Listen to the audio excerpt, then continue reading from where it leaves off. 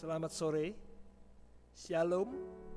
Kita bersyukur boleh berjumpa lagi di dalam renungan firman Tuhan melalui pelajaran sekolah sahabat hari ini yang berjudul Kemuraman Orang yang Tak Bersyukur atau suramnya hidup yang tidak berterima kasih. Mari kita tunduk kepala sejenak. Bapa kami dalam sorga, Allah yang Maha Kasih, kami senantiasa mengucapkan syukur terima kasih untuk kemurahan Tuhan, pemeliharaan Tuhan, penyertaan Tuhan, sehingga pada sore hari ini kami boleh bersama-sama merenungkan firman Tuhan melalui pelajaran sekolah sahabat. Roh suci Tuhan boleh menolong hati pikiran kami sehingga pelajaran ini bermanfaat bagi kehidupan kerohanian kami, memberkati kami semua Tuhan. Mohon ampun dosa kami, dan nama Tuhan Yesus kami berdoa. Amin. Kita masih belajar tentang Raja Ahaz. Kita sudah belajar minggu lalu bagaimana Ahaz ini ketakutan, dikepung oleh kerajaan Israel dan Aram. Lalu dia tidak datang kepada Tuhan, tetapi kepada manusia, yaitu Raja Asyur, yang sebenarnya musuh dari Yehuda, musuh dari Ahaz sendiri. Dan kelihatannya berhasil. Kerajaan Israel dan Aram dikalahkan oleh Asyur, sehingga Ahaz bebas daripada kepungan atau serangan dari kedua kerajaan ini. Tetapi apa akibatnya? Meminta pertolongan kepada manusia. Ternyata Asyur bukan memandang Yehuda sebagai teman dalam berperang. Dikatakan di dalam 2 Tawarikh 18 ayat 20. 2 Tawarikh 28 ayat 20. Maka datanglah Tiglat-Pilneser, raja negeri Asyur kepadanya, hanya bukan membantu dia, melainkan menyesatkannya. Kelihatannya ditolong oleh Asyur, tapi ternyata Asyur menekan kerajaan Yehuda. Walaupun Ahaz merampas barang-barang dari rumah Tuhan, dari rumah raja dan dari rumah-rumah para pemimpin dan menyerahkan semua itu kepada negeri Asyur, namun perbuatannya itu tidak menguntungkan dia. Dalam keadaan terdesak itu, Raja Ahaz ini malah semakin berubah setia kepada Tuhan. Jadi setelah membayar upeti kepada Raja Asyur dan keadaannya malah tidak menguntungkan Yehuda, apa yang diperbuat oleh Raja Ahaz? Ayat 21 sampai 22. Dalam keadaan terdesak itu, Raja Ahaz ini malah semakin berubah setia terhadap Tuhan. Ia mempersembahkan korban kepada para allah orang Damsyik yang telah mengalahkan dia. Pikirnya, yang membantu raja-raja orang Aram adalah para allah mereka. Kepada merekalah aku akan mempersembahkan korban, supaya mereka membantu aku juga. Tetapi allah-allah inilah yang menjadi sebab keruntuhan bagi dia dan bersama-sama dengan dia bagi seluruh Israel. Bukan kemudian menjadi senang, bebas daripada kepungan Israel dan Aram, tapi mereka juga apa? Makin suram kehidupannya. Karena Asyur ini tidak pernah puas dengan kekuasaannya. Dia mengalahkan negara-negara, kerajaan-kerajaan di sekitarnya, termasuk Yehuda, harus tunduk. Dan kemudian apa? Sedihlah. Jadi dikatakan Yesaya 8 ayat 19,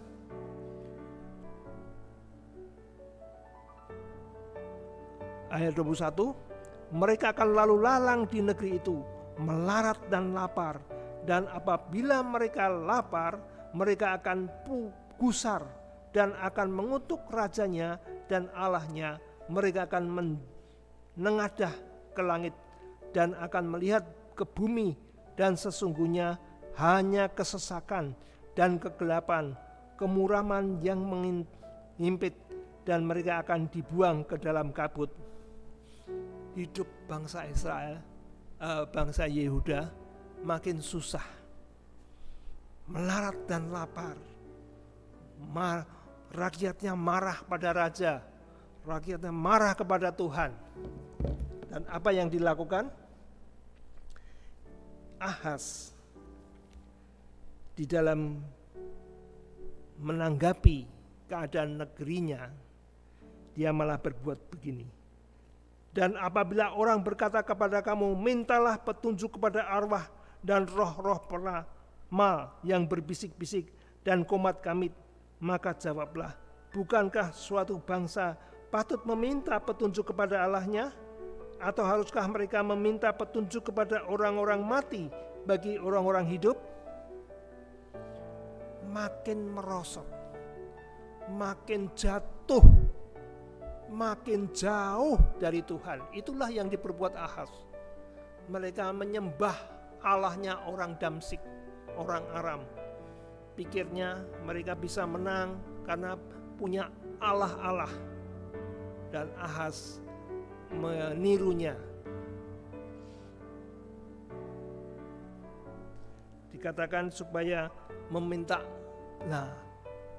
penyembahan kepada Allah-Allah asing ini melibatkan juga kepada apa? Mintalah petunjuk kepada arwah dan roh-roh peramal yang berbisik-bisik dan komat kamit. Artinya Ahaz pun terlibat kepada para peramal, kepada para petenung. Nah,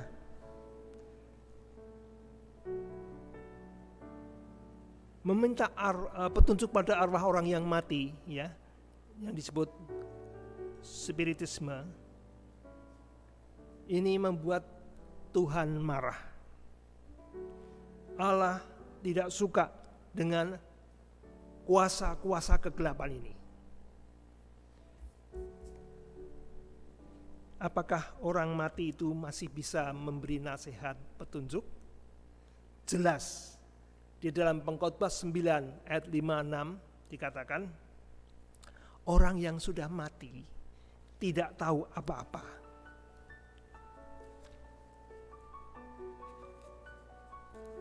Kita buka Pengkhotbah 9 ayat 5 dan 6.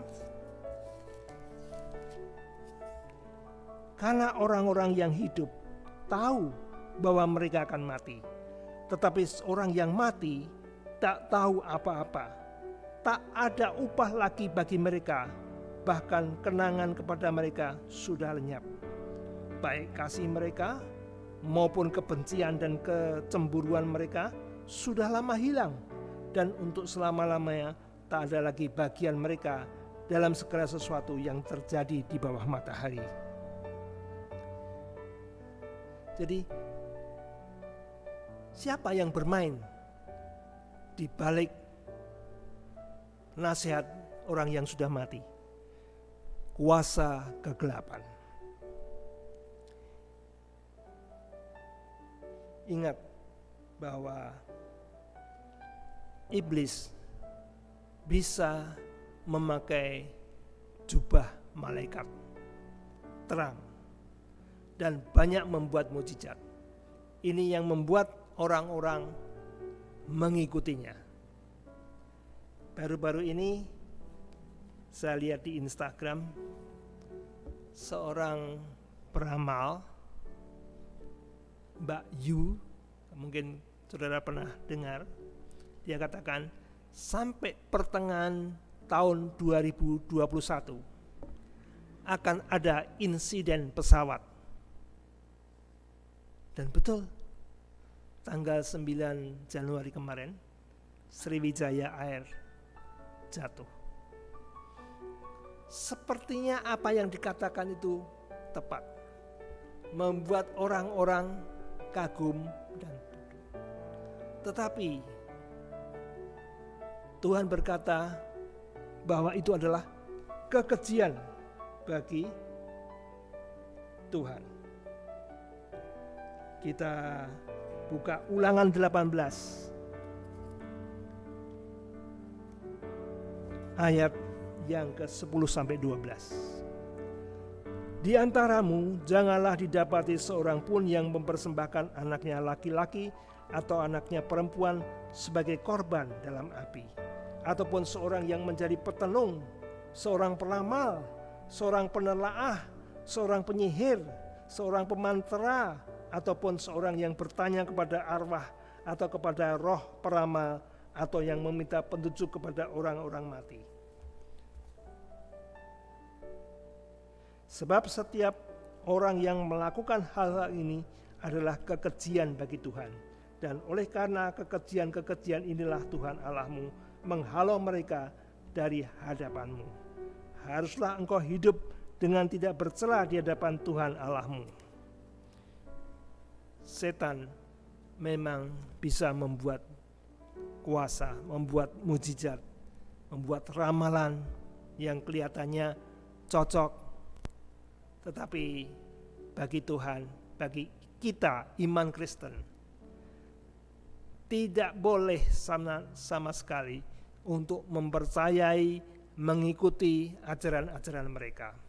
Kita punya Allah yang Allah beserta kita, Allah semesta alam yang sangat memperhatikan kehidupan kita.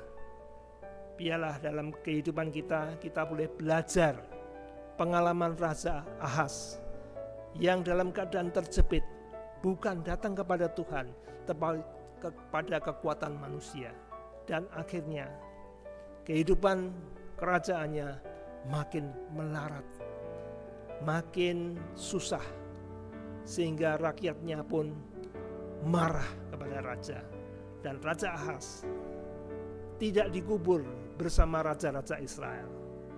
Itulah yang dibuat oleh bangsa Yehuda terhadap Raja Ahaz. Kiranya dalam kehidupan kita selalu percaya kepada Tuhan, apa yang dikatakan, dan tidak terpengaruh oleh kata orang ataupun ramalan-ramalan, karena di belakangnya adalah iblis. Tuhan memberkati.